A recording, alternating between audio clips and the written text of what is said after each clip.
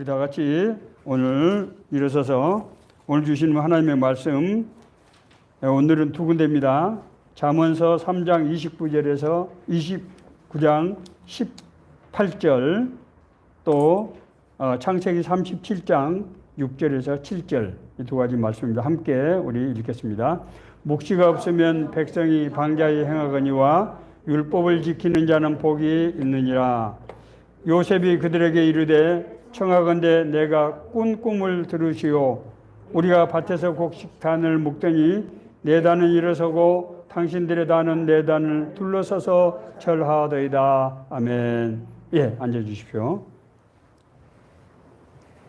사람은 자기 자신의 존재를 어떻게 인식하느냐에 따라서 운명이 달라집니다. 자기 생각대로 운명이 된다는 거예요. 자기 생각대로 운명이 달라진다고 얼핏 생각하면 이상한 것 같지만 곰곰이 생각해 보면은 그럴 수밖에 없겠다 하는 생각이 아마 드실 겁니다. 문제는 사람은 스스로는 자기 자신의 존재를 잘 모른다는 거예요. 많은 사람들이 무슨 소리야? 나는 내가 잘 알아.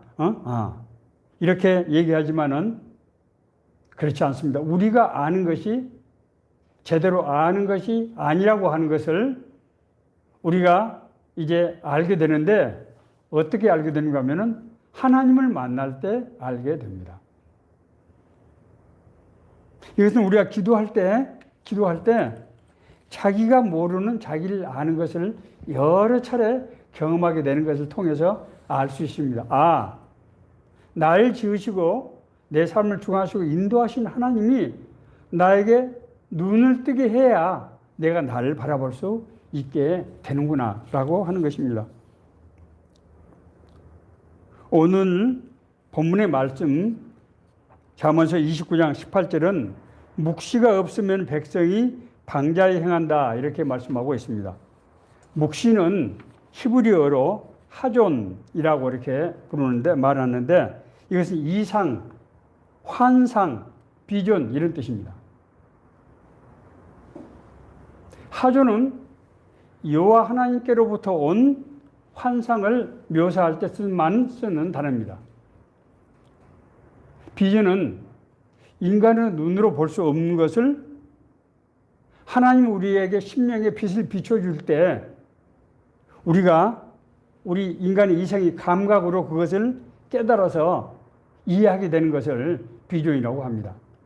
다시 말씀드리면 비전은 내가 생각하는 것이 아니고 하나님께서 우리에게 자신의 뜻을 비춰주는 것을 쉽게 말해서 비전이라고 한다고 하는 것입니다.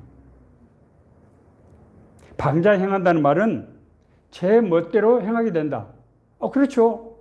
자기 자신을 잘 모르니까 자기 생각하는 대로 그렇게 행동을 하게 되는 것이죠.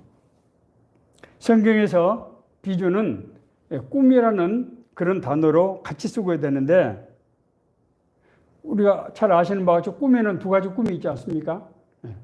한 가지 꿈은 내가 꾼 꿈이 있고, 어떤 우리가 알지 못하는 피아노 세계로부터 오는 꿈이 있고, 내가 계획하고 또 하고자 성취하기를 원하는 것을 꿈이라고 하기도 하죠. 전자는 오늘 성경에서 말하는 하나님께로부터 우리에게 온 바로 그 비전이고, 후자는 자기 인간적인 생각과 방법으로 품은 야망이라든지 계획이라든지 이런 것들입니다. 오늘 말씀하시는 비전은 전자예요. 우리가 인간이 알 수 없는, 인간이 다 알 수 없는 초월적인 세계로부터 나에게 오신 메시지, 그것이 누구에서 온다고요? 하나님께로부터 온다고 하는 것입니다. 성경에 의하면은 비전은 여러 가지 형태로 다양하게 우리에게 다가오는 것을 볼 수 있습니다. 노아와 아브라함과 모세는 하나님의 음성을 들었습니다. 그렇지 않습니까? 저도 한번 하나님의 음성을 들었다고 그랬죠. 1990년 1월 19일 날 하나님이 저에게 작은 일에 충성하라 3번 반복적으로 말씀하셨어요. 그 음성을 듣고 나서 제 인생이 달라졌습니다. 그런가 하면은 요셉과 다니엘은 꿈으로 하나님의 음성을 들었어요. 다윗은 선지자들 통해서 하나님의 부르심을 받게 되었습니다. 그렇지 않습니까?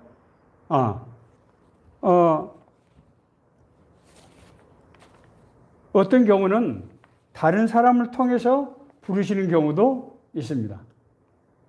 이렇게 사실은 이 외에도 하나님께서 우리를 부르시는 방식은, 자기를 계시하는 방식은 여러 가지 방식들이 있습니다. 자, 그런데 그러면 저것이 정말 하나님께서 나를 부르신 것인지 내가 그냥 생각하는 것인지를 어떻게 알 수 있느냐? 그렇지 않습니다.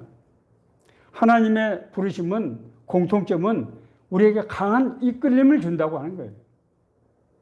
그것이 심지어 내 내면에서 올라온 꿈이라고 할지라도 아주 강렬한 이끌림이어서 이것이 하나님의 뜻, 하나님의 음성이라고 하는 것을 금방 알 수 있게 됩니다. 저는 1990년 1월 19일 날 새벽 4시에 기도하려고 막 무릎을 꿇었을 때 저희 집에서죠. 하나님의 음성을 듣게 됐는데, 첫 번째는 잠결이라 잘 몰라서, 무슨 소리인지 몰랐어요. 작은 일에 충성하라, 이 정도 목소리였어요. 그러더니 한 5초 정도 지나고 있다 또 한 번 똑같은 목소리가 두 번째 들려요. 이거 이상하다. 그리고 세 번째 또 한 5초 후에 또 들렸어요. 그래서 사무엘에 들었던 바로 그 음성이고 하는 것을 알고 하나님께서 나를 부르신다고 하는 것을 알게 되었습니다. 어떤 형식이건 하나님의 부르심을 받는 사람들은 그 비전에 따라 살면서 하나님과 동행하는 삶을 살게 됩니다. 실제로 하나님께서 내 삶을 이끄시고 함께 하신다고 하는 것을 여러 곳에서 알 수 있게 되고, 그래서 하나님과 동행하는 삶이 되는 것입니다. 요셉은 두 번의 꿈을 꿨습니다. 요셉이 17살 되던 때에 두 번의 다섯 특별한 꿈을 꿨어요.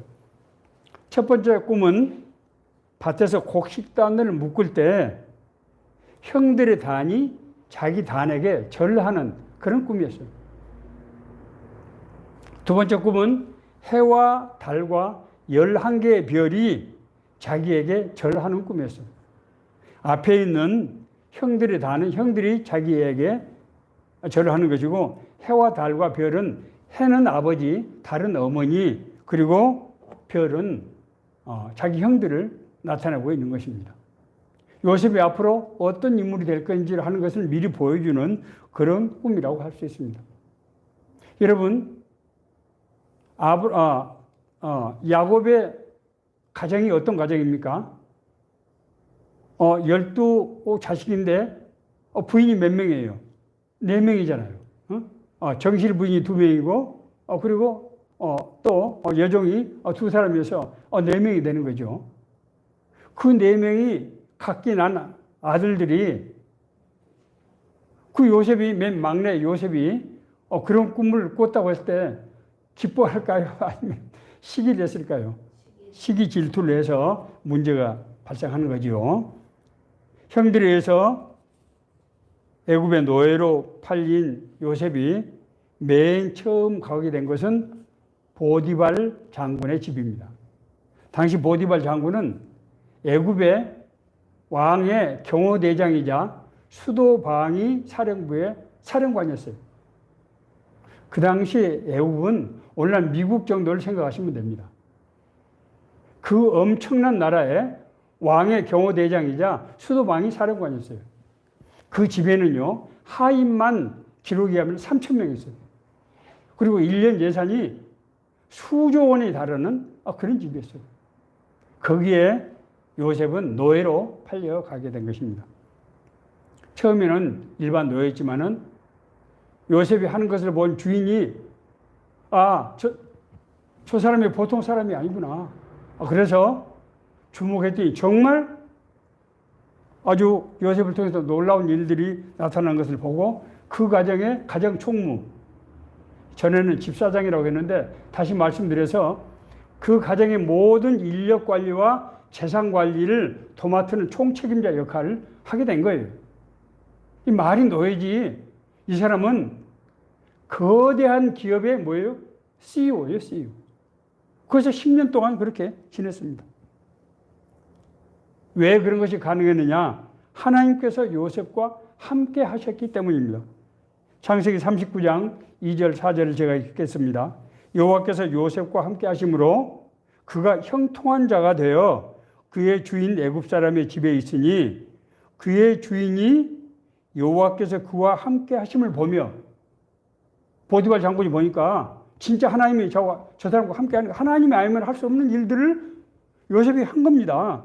요셉이 그 주인에게 은혜를 입어 섬김에 그가 요셉을 가정 총무로 삼고 자기의 모든 소유를 다 그의 손에 위탁하니, 그렇게 된 거예요. 노예로 팔려간 요셉에게 하나님께서 함께 하시고 형통하게 하셨다는 것은 요셉이 꾸었던 꿈이 하나님이 보여주신 꿈이라고 하는 것을 지금 나타내고 있는 것입니다. 제가 그랬잖아요. 1990년 1월 19일 날 하나님의 음성을 듣고 나서 그 뒤에 하나님께서 내 삶을 진짜로 움직여 가시는 거죠. 제가 멀쩡하게 경제기획원에 있다가 국무총리실로 옮기게 됐어요. 그 당시 경제기획원이 어떤 곳인 줄 아세요? 저는 더구나 경제기획국에 경제개혁을 담당하는 사무관이었어요. 우리나라 계획을 어느 일정 부분은 내 손에서 내 계획을 수립하는 겁니다. 그 당시에 경제기획원 사람들은 조금 죄송한 말씀인데 총실은 안중에도 없었어요. 청와대도 별로라고 생각했던 그런 시절이에요. 그런데 제가 거기에 가게 된 겁니다. 하나님의 뜻과 계획이 나중에 있었다고 하는 것을 알게 되었습니다. 이런 얘기 설교 시간 해도 되나? 이해하세요. 자, 세 번째로 요셉은 왕의 감옥에 갇히게 되었습니다. 그런데 이번에는 요셉이 보디발 장군 부인의 모함으로 성추행범으로 몰려서 왕의 감옥에 갇히게 되었습니다. 자, 요셉이 이전에 보디발 장군의 집에서는 노예였지만은 거기 지금 일꾼이었어요. 이번에는 뭐예요? 범죄자로, 죄수로 지금 왕의 감옥에, 그것도 지금 거기 갇히게 된 것입니다. 그럼에도 불구하고 요셉은 그곳에서도 형통한 삶을 누리게 되었습니다. 창세기 39장 21절 23절을 읽습니다. 여호와께서 요셉과 함께 하시고 그에게 인자를 더하사 간수장에게 은혜를 받게 하심에 간수장이 옥중 죄수를 다 요셉의 손에 맡김으로 그 재반 사물을 요셉이 처리하고 간수장은 그의 손에 맡긴 것을 무엇이든지 살펴보지 아니하였으니 이는 여호와께서 요셉과 함께 하심이라. 여호와께서 그를 범사에 형통하게 하셨더라. 자, 성경은 범사에게 형통하게 하셨다고 기록하고 있는데 이 성경을 자세히 읽어보면은 요셉이 거기서 뭘 했다고요? 모든 죄수들을 관리하는 간수장의 역할을 한 거예요. 이것은 요셉이 그런 중요한 지위에 있었다고 하는 것이 아니고 나중에 요셉이 어떤 일을 하게 되느냐의 결정적 사건까지 바로 여기서부터 나오기 때문에 제가 지금 강조해서 말씀드리는 것입니다. 감옥에서 그때 요셉이 이제 있을 때 두 전직 관료들, 오늘날 말하면 장관들이죠. 한 사람은 술 맡은 관원장이고 한 사람은 떡 맡은 관원장이에요. 두 사람이 꿈을 꿨는데 이상한 꿈을 꿨어요. 감방에 있는 사람들이, 왕의 지금 죄수들이 그런 꿈을 꾸니까 밤잠을 이루지 못하는 거예요. 그래서 요셉에게 와서 통사들, 아니 내가 이런 꿈을 꿨는데 당신은 하나님의 지혜로 일하는 사람이라는 소문이 있는데 어떻게 내 꿈 좀 해몽해 줄 수 없겠어? 그래서 두 사람은 꿈을 해몽해 줬는데 술 맡은 관원장에게는 당신은 머지않아서 며칠 못 가서 전직을 회복하게 될 것이다. 석방될 것이다는 얘기예요. 그래서 정말로 그 꿈이 사실로 이루어졌어요. 그래서 그 사건으로 그 감옥 내에서뿐만 아니라 그 감옥이 어떤 감옥이라고 그랬습니까? 모든 정치범들이 수용되어 있는. 그래서 애굽의 정계에 요셉이 꿈 해몽의 최고의 권위자다. 이런 평가, 그런 소문이 나게 됐습니다. 요셉이 관원장의 꿈을 해몽한 지 2년이 지난 시점에서 이번에는 바로 왕, 애굽의 바로 왕이 신비한 꿈을 꾸는데 도저히 이해할 수 없는 그런 어려운 꿈이었어요. 두 번의 연달아 꿈을 꾸는데 정반대의 꿈을 바로가 꾸고 그 꿈을 해몽하기 위해서 모든 애굽의 점성술가들을 불러서 물어봐지 제대로 해몽을 한 사람이 없는 거예요.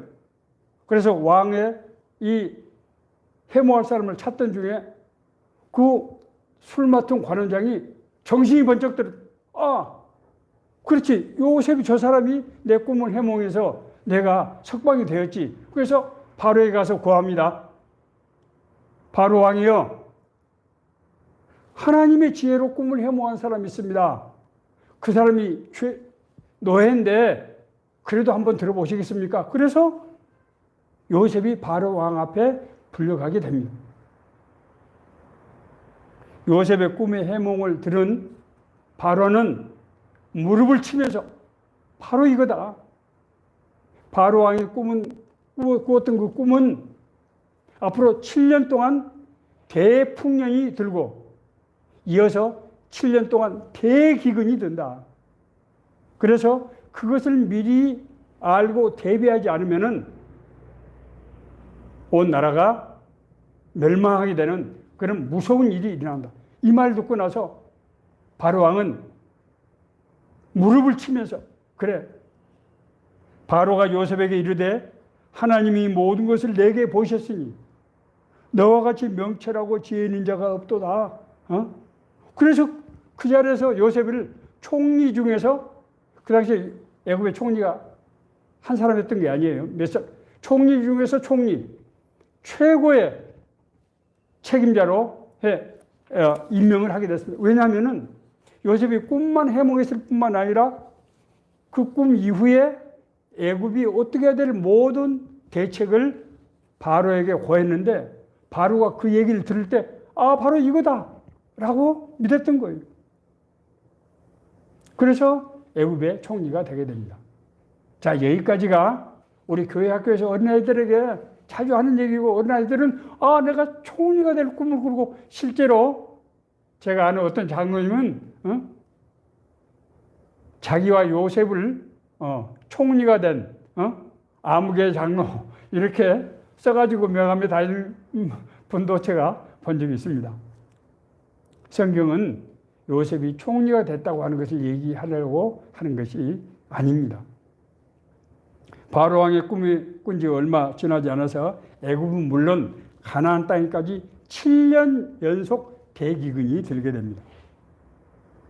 야곱은 요셉의 형들을 아들들을 시켜서 나일강에 있는, 그리고 애굽에서 양곡을 7년 동안 저장해 놨다는 소문이 온 그 지방에 퍼져서 거기에 가서 계속해서 양식을 사오도록 그렇게 합니다. 요셉은 처음에는 자기 신분을 속였지만은 나중에 이제 더 이상 신분을 속일 수가 없어서 자기의 정체를 드러내고 이제 자기 아버지와 자기 아버지 모두 족속 70명입니다. 그때 야곱의 족속이 그 족속들을 데리고 와서 나일강 변에다가 고센 땅이라고 하는 넓은 땅을 주어서 자기 이제 아버지의 가족들이 거기서 살게 합니다. 결과적으로 요셉의 가족들이 거기서 고센 땅에서 430년 동안 살면서 그 민족이 200만 명 이상으로 불어나게 됩니다. 당신들이 날 이곳에 팔았다고 해서 근심하지 마소서, 한탄하지 마소서. 하나님이 생명을 구원하시려고 날 당신들보다 먼저 보내셨나이다. 그런즉 날 이리로 보낸 이는 당신들이 아니요 하나님이시라. 하나님이 날 바로에게 아버지로 삼으시고 그 온 집에 주로 삼으시며 애굽 온 땅의 통치자로 삼으셨나이다. 요셉이 자기 아버지 가족을 이 땅에 거주하기 위해서 그 고센 땅에 거대한 땅을 주고 거기서 430년 동안 살 수 있게 된 것은 자기가 애굽을 실질적으로 통치하는 통치자였기 때문에만 가능한 일이었습니다.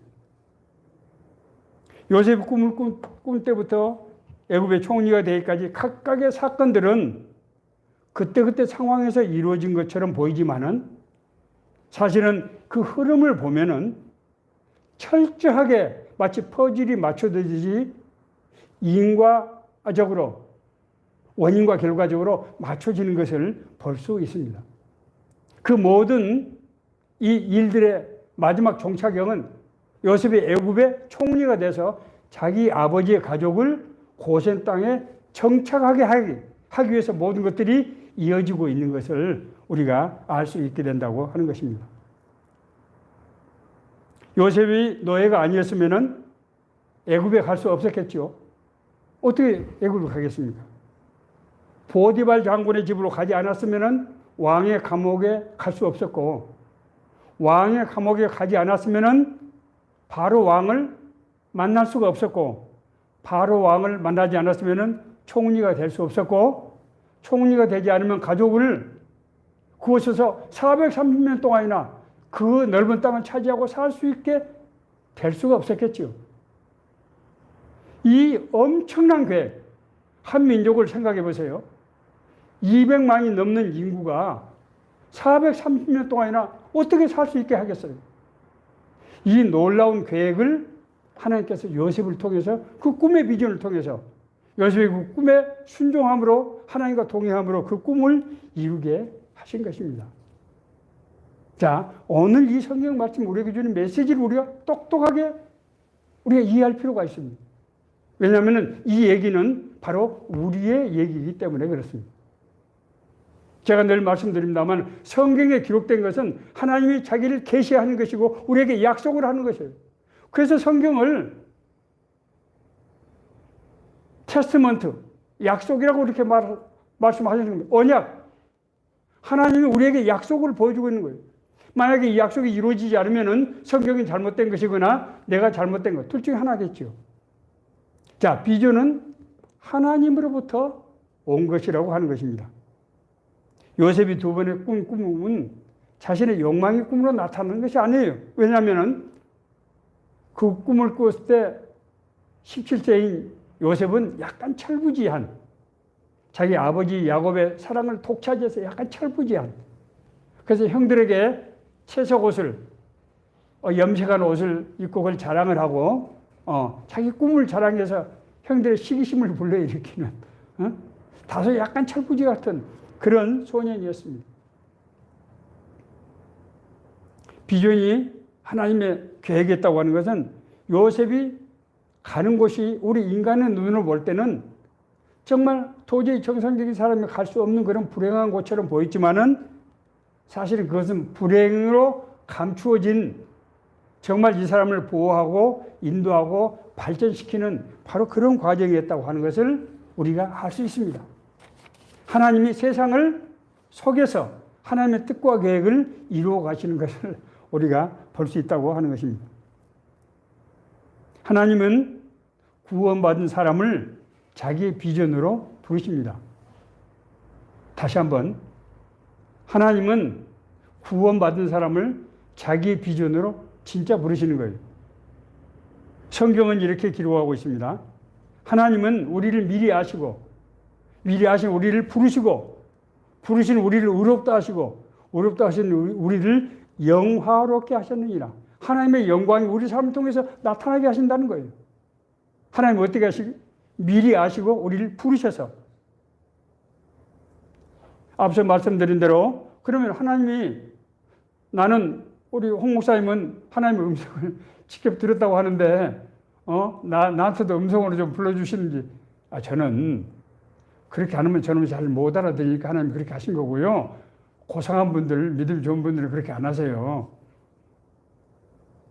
하나님은 때로는 꿈으로, 때로는 음성으로, 때로는 마음의 어떤 강한 이끌림으로, 그리고 다른 사람을 통해서 공통적으로 부르시는데, 공통적인 것은 마음에 강한 이끌림을 주신다고 제가 말씀드렸습니다. 뿐만 아니라 우리가 하나님의 그런 부르심을 받게 되면 그 다음부터는 하나님께서 그 꿈을 이루는 과정으로 우리를 이끌어 가신다고 하는 것을 알 수 있습니다. 제가 아마 경제기관에서 계속해서 거기서 근무를 했다고 하면은 제가 공무원 선교 운동을 우리나라 전국적인 공무원 선교 운동을 일으켰는데 아마 일으키지 못했을 것입니다. 제가 국무총리에서 모든 정부 부처를 통할하는 그런 직책이 있었기 때문에 아마 가능한 일이 아니었는가 그렇게 생각을 합니다. 꿈을 주시는 하나님은 그 꿈을 이룰 수 있도록 우리를 인도하신다 하는 거예요. 그렇기 때문에 하나님의 부르심을 받은 사람은 자신의 삶 가운데서 하나님의 인도하심이 어떻게 나타나고 있는가에 대해서 마음을 두고 그것을 우리가 따라서 그 부르심에 순종하는 삶을 살아야 된다고 하는 것입니다. 우리가 순종하는 삶을 산다고 하는 것은 우리의 인간적인 생각과 계획을 버리고 하나님의 뜻을 따른다고 하는 것을 의미합니다. 너희는 먼저 그의 나라와 그의 일을 구하라. 그리하면 이 모든 것을 너희에게 더하시리라. 마태복음 6장 33절입니다. 먼저 그의 나라와 그의 일을 구하라고 하는 것은 시간의 우선순위가 아니고 가치의 우선순위. 네 개인적인 생각과 방법을 추구하지 말고 하나님께서 널 부르신 그 뜻과 계획대로 순종해서 나와야 된다고 하는 것입니다. 또 무리에게 이르시되 아무든지 날 따라오려거든 자기를 부인하고 날마다 제 십자가를 지고 나를 따를 것이니라. 너의 어떤 개인적인 사정, 방법을 내려놓고 네가 마땅히 져야 될 십자가, 하나님의 그리스도의 십자가, 그 그리스도의 뒤를 따라오라고 하는 것입니다. 우리가 구원받았다고 하는 것은, 우리가 거듭났다고 하는 것은 이전의 삶을 반복하지 않는다는 것을 말하는 거예요. 우리가 새로운 존재로 태어났다고 하는 것은 우리에게 새로운 삶, 다시 말씀드려서 하나님의 성령이 역사하시고 이끄시는 대로 살아가는 삶을 새로운 삶이라고 하는 것입니다. 그것이 우리를 구원하신 바로 이유예요. 하나님 우리를 구원하시는데 이전의 삶을 계속해서 산다고 하면은 그것은 하나님의 구원의 뜻을 무산시키는 바로 그런 일이라고 하는 것입니다. 그렇기 때문에 비전을 품은 사람은 고난을 견딜 수 있습니다. 보디발 장군의 집에서 요셉은 노예 신분이 있지만은 앞서 말씀드린 대로 대기업의 CEO 같은 일을 10년 동안이나 하면서 경영에 정말 탁월한 사람이 돼서 요셉이 애굽의 총리가 됐을 때 나라를 생각해 보세요. 왕의야 요셉을 신임해서 총리로 세웠지만은 그 애굽의 그 능력이 있고 그 위세 등등한 관리들이 요셉을 가만 놔뒀겠습니까? 요셉이 워낙 출중했기 때문에 애굽의 총리로서 일을 할 수 있었던 거예요. 그것은 그가 보디발 장군에서 10년 동안 그 엄청나게 많은 3,000명의 인원과 연간 수조 원이 되는 예산을 집행하는 그런 경영 수업을 통해서 형성됐던 그런 능력이에요. 요셉이 죄수의 신분이었지만은 애굽의 정계의 인물들과 관계를 맺을 수 있었던 것은 왕의 감옥에 갔기 때문입니다. 앞서 제가 말씀드린 위장된 고난이라고 하는 것입니다. 하나님의 꿈을 품은 사람, 하나님의 꿈으로 인도하는 사람은 고난을 겪게 되지만 그것이 고난이 아니라고 하는 것입니다. 그렇기 때문에 하나님의 비전을 품은 사람에게는 인간적인 실패나 성공은 아무런 의미가 없습니다. 하나님의 비전을 품은 사람은 비록 땅에서 살지만 하나님의 나라 사람이에요. 그래서 그 사람의 인생에 대한 평가는 어디서 이루어지게 되는 거예요? 하나님 나라에서 하는 것입니다.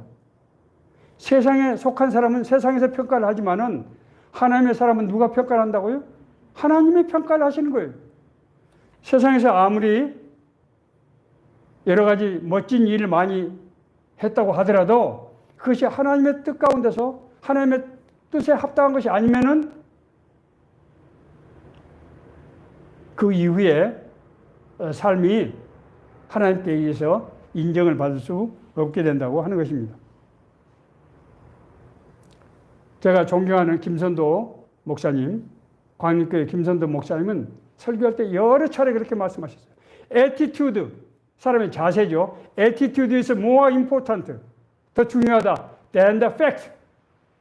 현실보다도 현실 대하는 사람의 자세가 훨씬 더 중요하다는 거예요. 왜? 하나님의 인도하심을 받은 사람은 하나님의 고난을 통해서 역사하시기 때문에 attitude is more important than the fact. 우리가 이 말을 저는 우리 김선도 감독님 하신 그 말씀이 지금도 아주 생생해. 자기 자신의 고난을 겪으신 분인데 그 고난 속에서 하나님이 이끌어가는 것을 체험했기 때문에 할 수 있는 그런 가능한 얘기입니다. 하나님의 비전을 품은 사람들은 비전 그 자체가 아니라 비전을 주시는 하나님을 비전으로 삼는 거예요. 이 말씀은 굉장히 중요한 얘기입니다. 비전을 받은 사람은 비전에 나타나는 그 꿈 그 자체가 아니고 우리에게 그 비전을 주신 그 하나님의 뜻, 하나님의 뜻에 초점을 맞추고 산다고 하는 것입니다. 요셉이 애굽의 총리가 돼서 곡식을 나눠줄 때 자기 형들이 와서 자기 앞에서 절하고 그렇지 않겠어요? 곡식 사가야 되니까. 나중에 자기 아버지와 모든 가족들이 다 와서 자기가 통치하는 애굽에 와서 신하로 백성으로 살게 됐어요. 정말 꿈 그대로 이루어진 것입니다. 그러나 요셉은 그것이 하나님의 뜻이 아니고 이 일을 통해서 이루기를 원하시는 하나님의 뜻과 계획이 있다고 하는 것을 깨닫고 야곱과 모든 족속을 애굽으로 이주해서 살게 하신 것입니다. 제가 이태석 신부님의 얘기를 좀 하고 말씀을 마치겠습니다. 울지마 톤주, 여러분 혹시 그 책을 읽어보셨는지 모르겠습니다. 고 이태석 신부는 경남고등학교 인제대학교 의과대학을 졸업하고 교황청 살레시오 대학을 졸업한 전도 정말 양양한 그런 신부였습니다. 이태석 신부님은 어렸을 때부터 하와이 몰로카이 섬에서 버림받은 한센병 환자들과 살다가 순교한 다미안 신부의 얘기를 일대기를 다룬 모로카이라는 영화를 보고 도전을 받아서 다미안 신부 같은 삶을 살아야 되겠다라는 품을 청년 시절부터 품었습니다. 그래서 자기가 의사가 된 후에 2001년 살레시오 선교회에서 사제 서품을 받고 맨 먼저 간 곳이 아프리카 수단의 톤주였습니다. 보통 신부들은 가서 1년 정도, 길면 한 2년 정도 봉사를 하고 다시 돌아오는데 이태석 신부님 아예 그곳에 가서 정착을 했습니다. 그곳에 병실 12개짜리 병원을 짓고 하루에 200명에서 300명의 환자들 진료하고 학교 기숙사를 만들고 심지어 톤주 브라스 밴드까지 만들어서 그 청년들과 같이 살았습니다. 2008년도에 휴가차 몸이 너무 힘들어서 병원에 가서 건강검진을 해봤는데 대장암 4기라고 하는 것이 밝혀진 겁니다. 손을 쓸 수 없는 이미 상태였어요. 1년여 강남 성모병원에서 투병하다가 2008년 48세의 짧은 생애를 마감했습니다.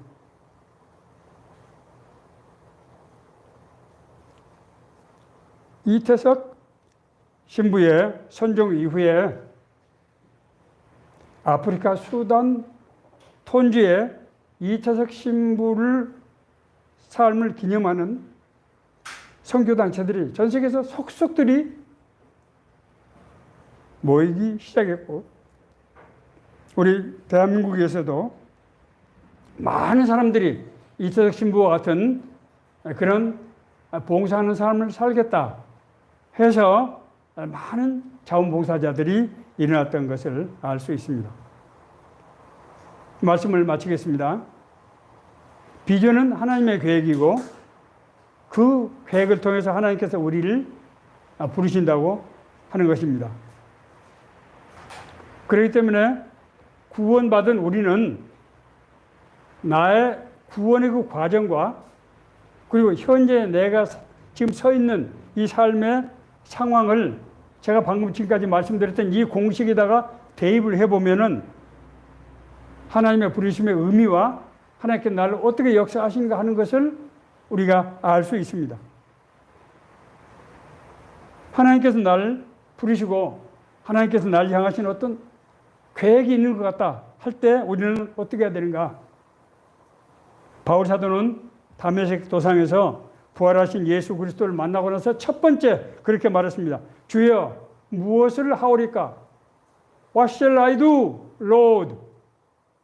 하나님, 내가 무엇을 하기를 원하십니까?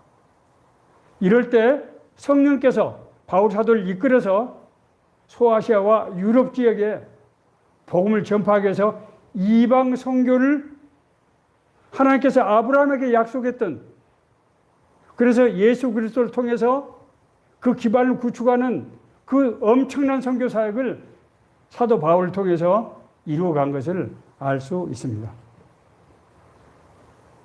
이 질문에 따라서 주여 나에게 무엇을 원하십니까? 내가 주님을 위해서 무엇을 해야 합니까? 라는 이 질문에 따라서 우리는 주님과 동행하는 삶을 살게 됩니다. 내가 잘 먹고 잘 사는 것도 필요하겠지요. 그러나 우리는 너희는 먼저 그의 나라와 그 일을 구하라. 그러면 이 모든 것을 너에게 더하시리라. 이 말씀을 우리가 바로 이해해야 됩니다. 우리가 내가 삶의 필요, 내가 세상에서 성취하고자 하는 것을 구하기보다도 먼저 하나님의 나라와 의를 구하면은 이런 것들은 하나님께서 알아서 그냥 채워주신다는 거예요. 구하지 않아도 너희 천부께서는 이 모든 것이 너희에게 있어야 될 줄 아시느니라. 구할 필요 없다는 거예요, 그것은. 하나님의 부르심은 하나님께서 우리를 파트너로 삼고 싶어 하시는 거예요. 여러분 생각해 보세요. 아니 다른 분도 아니고 하나님이 나를 지금 파트너로 삼아서 함께 일하기를 원하시는 거예요. 이것보다도 큰 영광이 어디 있습니까? 하나님께서 우리를 미리 아시고 미리 아시는 우리를 부르시고 부르신 우리를 의롭다 하시고 우리를 영화롭게 하셨느니라. 하나님의 영광에 참여하게 하셨다는 것입니다. 이 말씀이 이 혼돈과 이 어지러지고 뒤틀린 세상 가운데서 우리 인생의 갈 길 제시하시고 인도하시는 하나님의 생명의 말씀 되기를 간절히 바랍니다.